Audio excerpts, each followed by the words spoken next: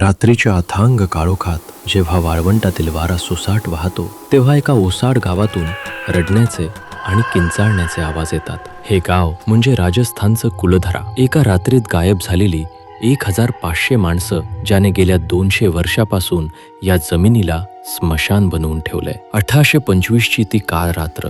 जैसलमेरचा क्रूर दिवाण सालिम सिंग गावच्या मुख्य पुजाऱ्याच्या मुलीसाठी हापापला होता. त्याने धमकी दिली होती की जर ती मुलगी त्याला मिळाली नाही तर तो अख्ख्या गावावर इतका कर लादेल की कोणालाही जगणं कठीण होईल. स्वतःच्या मुलीची आणि कुळाची इब्रत वाचवण्यासाठी 84 गावातल्या पालीवाल ब्राह्मणांनी एका रात्रीत गाव सोडलं. पण जाताना या मातीला शाप दिला, इथे पुन्हा कधीच कोणाचंही घर बसणार नाही.